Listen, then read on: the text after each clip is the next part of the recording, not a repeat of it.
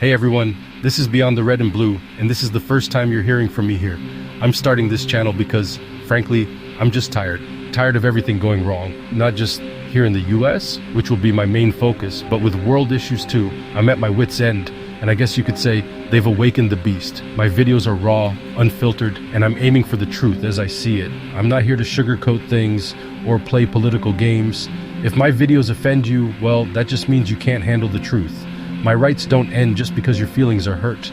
I honestly think there's good and bad in both Republicans and Democrats, and I'm just here to share my opinion. It's totally up to you to decide whether you agree or not. My focus is on delivering what I believe is the truth. If you find value here and want to stick around for future discussions, you know where the buttons are. Ultimately, that choice is completely yours, and I won't ever beg for it. So today we're gonna kick things off talking about what's happening in the city that was once my city, the city I grew up in, the city everyone used to flock to. It's the only place in the US where you can ski, climb, fly, surf, boat, and dive all in one day. The place where every culture, religion, and ethnicity once blended together. I'm talking about LA. Today we're facing the hot topic of deportation and immigration, and where both sides stand. After all, it was Emma Lazarus who wrote those famous lines carved on the Statue of Liberty: "Give me your tired, your poor, your huddled masses yearning to breathe free." But is that statement still true today? Have we just gone too far? On one hand, some are saying it's completely wrong.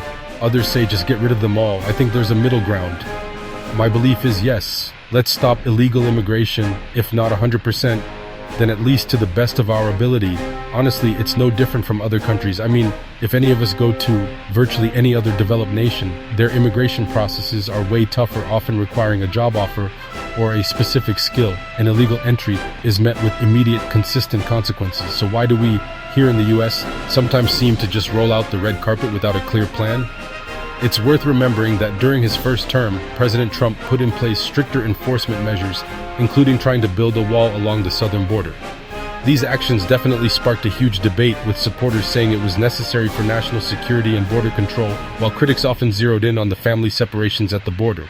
And look, while I often disagree with President Trump on a lot of things, I don't think it's fair when some folks on the Democratic side keep claiming he was splitting families. My take is different. He was sending back people who entered the country illegally. These families were and still are totally welcome to follow them back. But if they choose not to and decide to leave some family members behind in the US, well, that's their choice. I know if I was facing deportation, I would absolutely want my family to come with me, and I'm pretty damn sure my wife and kids would choose to follow. To me, that responsibility falls on the family unit, not solely on the government just doing its job in enforcing laws. Now, when it comes to legal immigration, I have zero issues with it, as long as you're doing it the right way. Do I agree illegal immigrants should be deported? Yes, I do. Now, before you get mad, hear me out. First off, I don't care who you are. Illegal is illegal. Just do the right thing, get your citizenship through the proper process. Honestly, it's not that difficult. In fact, I feel like it should be even more difficult, especially considering what other countries are doing. Let me give you a personal example. I have a neighbor, a friend for about 40 years, who was born right here in America. He just told me his mom and dad are actually facing deportation. I asked him, how long after they got here were you born? He said 2 years later. His parents married in Guatemala a year before that. So I asked, in over 40 years, your parents never got their citizenship? And his response was, no, it didn't seem important enough for them. This to me is exactly why we're facing so many of these challenges. It screams a fundamental lack of respect for our laws and the incredible privilege of being in this country, especially when millions around the world are desperately trying to come here legally. It just shows that eventually accountability catches up, no matter how long you've been here without proper documentation. With that said, there are a few individuals here illegally who I think should be granted immunity. These are the people who are working, paying taxes, and not committing crimes. In fact, research from the Institute on Taxation and Economic Policy estimates that undocumented Californians paid nearly $8.5 billion in state and local taxes in 2022 alone. And studies by the Public Policy Institute of California suggest undocumented immigrants contribute roughly $152 billion to the state's economic output, representing about 5% of California's total economy. These are huge contributions. For those who are genuinely contributing and pose no threat, I absolutely believe a pathway to legal status should exist. However, the ones with a criminal history from here or wherever you're from, you may not enter. And if you did, well, you face immediate deportation. Now, here's the funny thing. Everyone automatically thinks illegal immigrants are Hispanic, but that's just not true.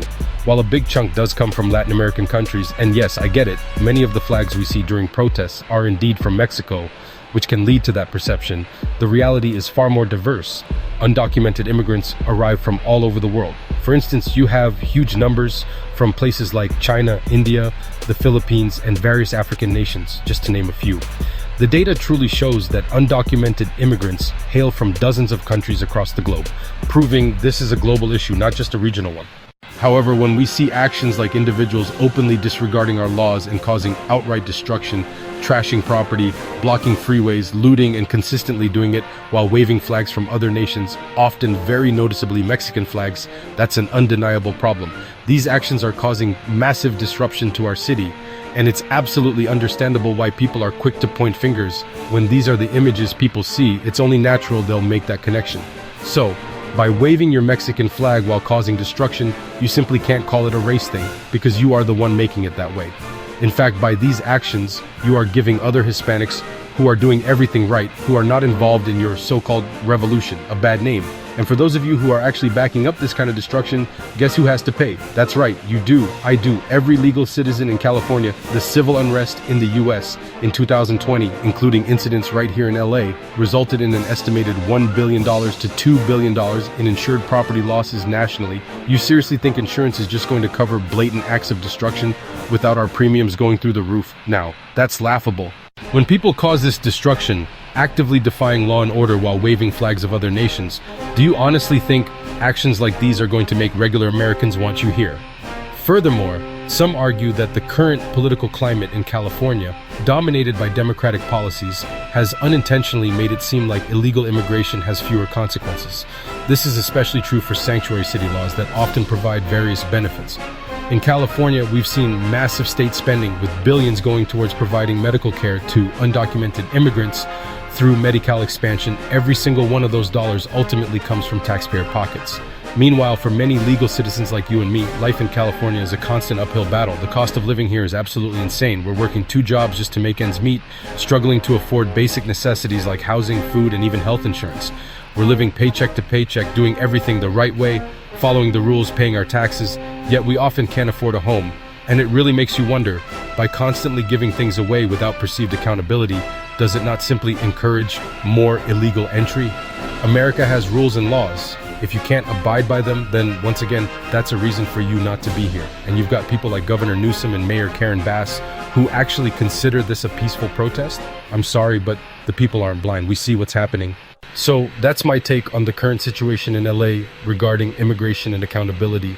It's a complex issue with real human stories and huge financial impacts, but I truly believe that a common sense approach built on rules, contributions, and personal responsibility is the only way forward.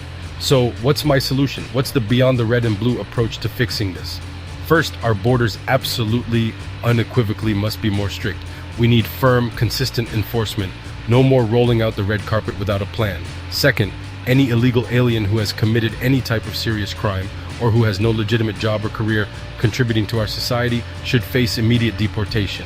Third, and this is crucial for integration, I believe all immigrants who come to the US must learn English. It's about establishing a universal language in our country. I'm tired of people from other nations assuming I can speak their language and then getting offended when I say no. This is America. English is our common ground. And finally, for those who have been here, say 5 years or longer, who are genuinely working, paying taxes, and abiding by our laws, I believe they should be legalized and allowed to stay. They've proven their commitment, and it's just a common sense approach to integrate those who are already contributing. This is just the beginning.